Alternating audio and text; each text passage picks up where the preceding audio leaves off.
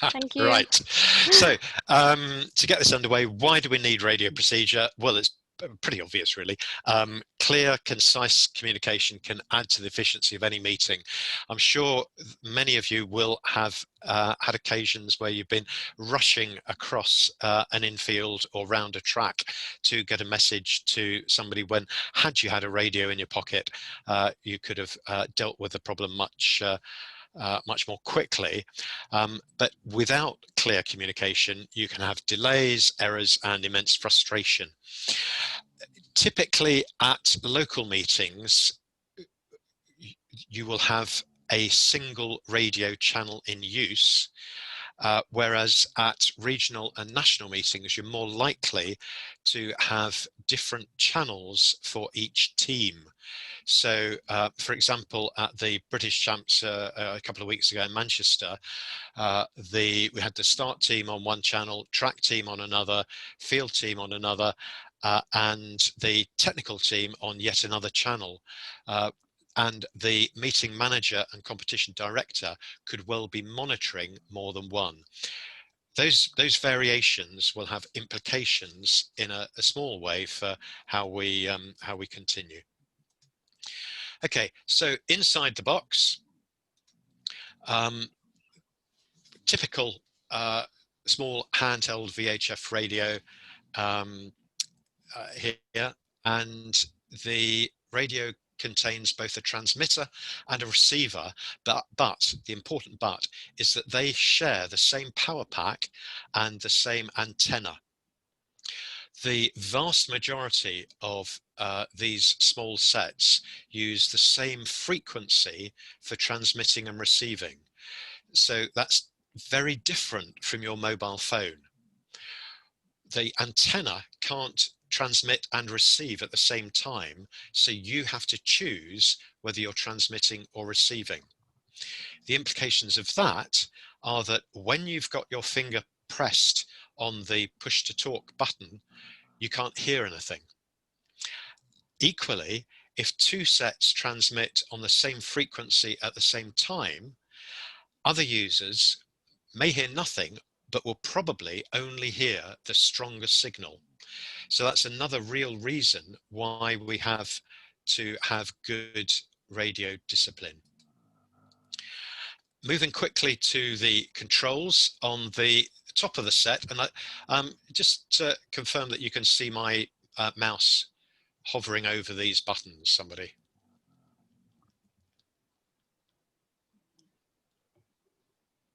Because if not, I will. Yes, I can see your mouse. I can see your mouse moving. Super. Then I don't need to use the other pointers. But typically, on top of the set, you've got an on, off, and volume switch that controls the volume of the receiver, the loudspeaker. It does not control the volume of transmission. Transmission volume and how far away people can hear you will be governed by the power of the set. And then the other control will be a channel select button with the details of which channel is on appearing on the little LCD screen on the front of the set. Also on the side, and sadly, most sets are designed for right-handed people, you'll find a button, a PTT, push to talk or press to transmit button. When that button is pressed and held pressed, you're transmitting a signal. When you release it, you're no longer transmitting a signal. The other thing that's important here is that although at many meetings you'll be simply given a handset like this, we'd like to think that you will also be given a remote headset. So this will usually have a single earpiece with a little speaker in it, a plug which plugs into the radio, and a small remote microphone, again with a little press to talk, press to transmit button on it. that will clip to your lapel such that you can then clip the radio onto your belt and you have everything in hand. Let's just get the chat button up, and right, that's fine. So a couple of additional controls to think about on some sets. The majority of modern handheld radios have what's called automatic squelch. If any of you have used radios in the past, particularly if you've got a services background, you'll remember that you had to reduce interference by reducing the squelch. It's a sensitivity button. Most new handheld radios have automatic squelch, but you might just have an older one with a squelch button. The trick there is to turn the volume right up, turn the squelch right up, and then turn the squelch down until the hiss disappears. Simple as that. Many sets also have what's called either dual watch. Exactly as it sounds, you can listen to or monitor two different frequencies at the same time, and the radio simply alternates between them, or a scan function where it will scan all the channels and then stop on anywhere a signal is being transmitted. That's important because if you are meeting manager or competition director at a meeting where several different frequencies are being used, you can set your radio to scan, and then you will hear whenever somebody's calling you.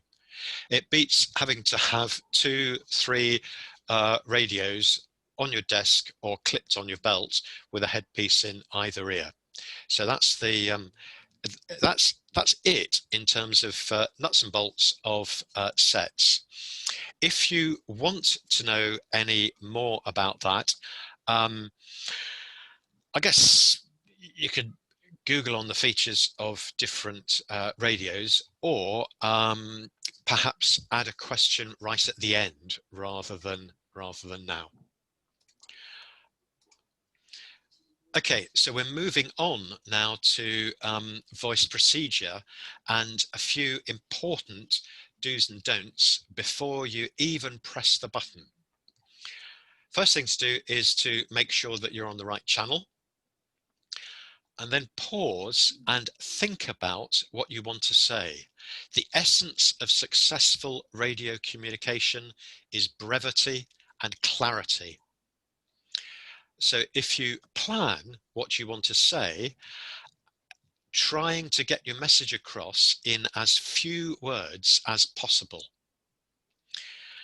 Then you listen and ensure that the channel isn't in use, because if you simply press the PTT and start your transmission, you will block any other transmissions that are going on.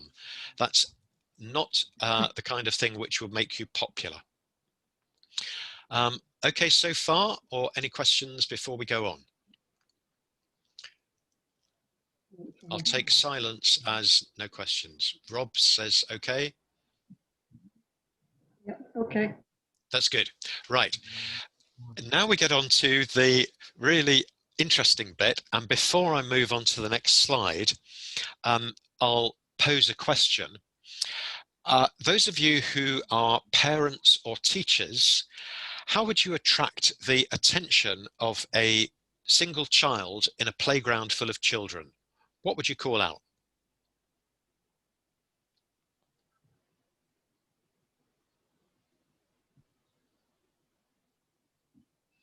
Do you speak or type? You might need to unmute your mics to speak.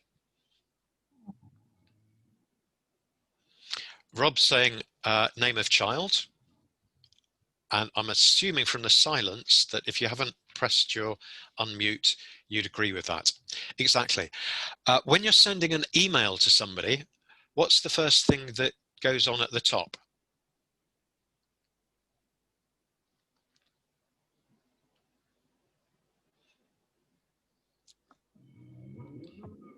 And would you put their name at the top, who you're Yep, sending it to? absolutely.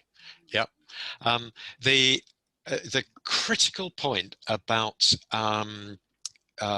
this is getting that sequence right. So that's when we'll move on to the next slide. So in our initial call, you would press and hold the press the transmit button. You then pause just for a second to enable the circuits to kick in. If you try speaking immediately, your first couple of words might be lost. And you say the identity of the station called twice. This is and over. So the example there is comp director, this is call room, over. It follows the principle of addressing emails or letters, because from childhood we learn to recognize our own name, but we don't pay attention when other people's names are called. It's just the same when you're asking a group of people questions. If you name the person that you're going to ask the question to, you'll get their attention, but everybody else will switch off. So that's really important. Over is short for over to you. In other words, it's the invitation for the station called to reply. So that initial call is quite short. Press the button, pause, comp director, this is call room, over. Release the button and listen. And with subsequent calls, you press and hold the button, pause, and then you simply need to say the identity of the station called once, followed by your identity. Then give your message speaking at a normal voice level. You don't need to shout, because the radio will transmit at its power regardless of the level of your voice. If you have any numbers in your message, then it's useful to repeat them to avoid any doubt. And you finish each call by saying over, accept your final transmission, and then release the button and listen. Critical thing there is to release the button, because as long as you've got your PTT button pressed, you won't hear anybody else, and other people's messages could be blocked to third parties. To end the transmission, you finish your final message with the word out.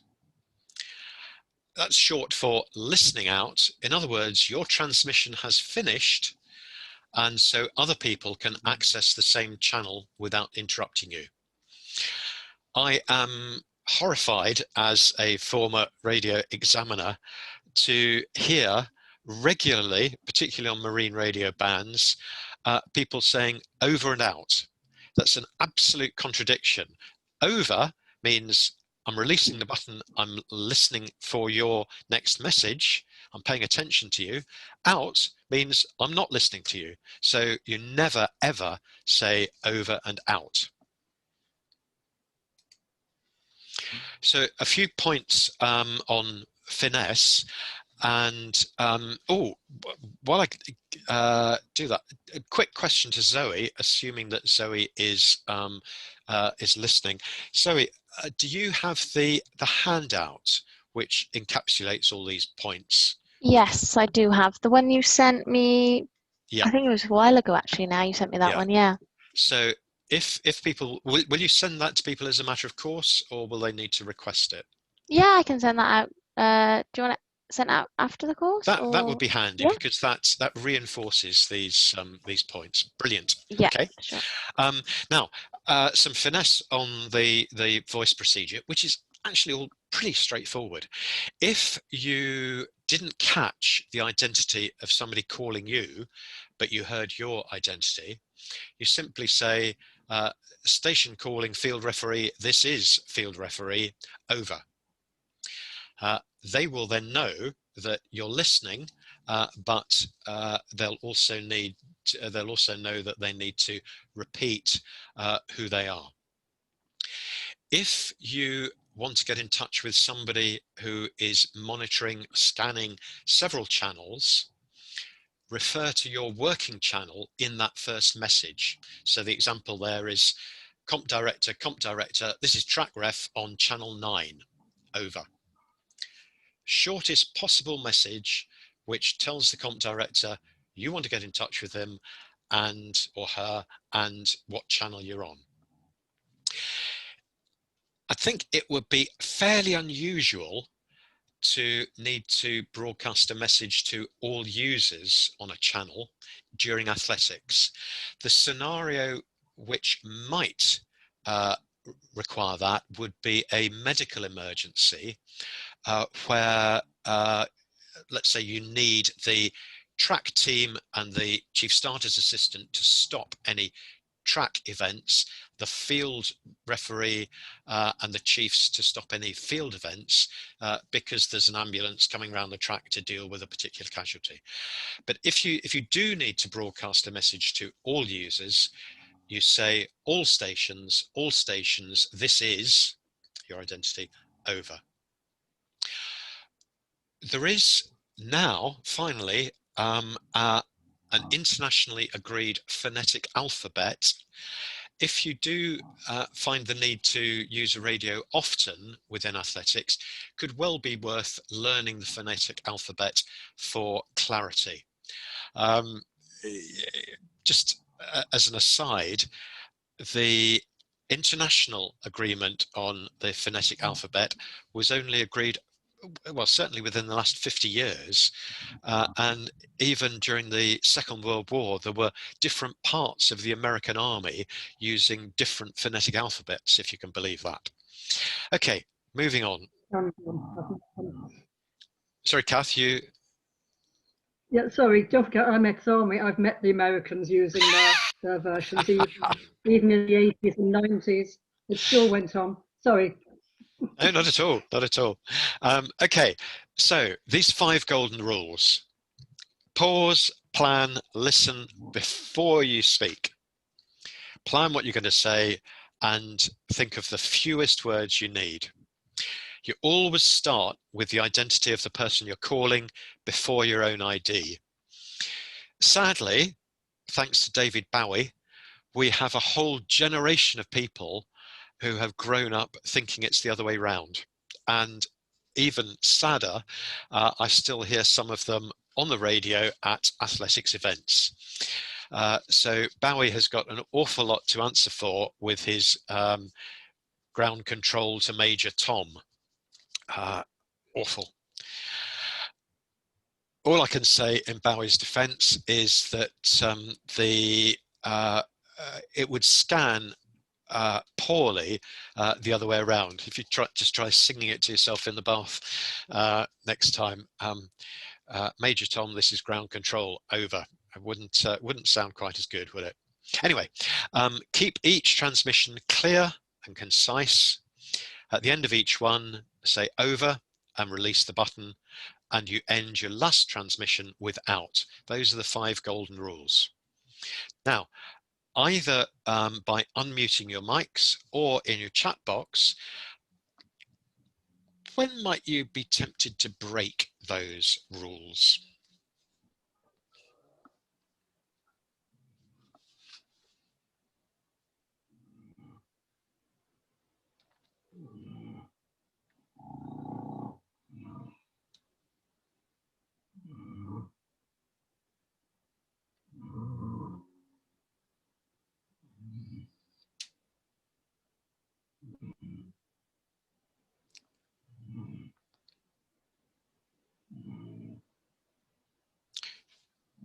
I'm not hearing any answers.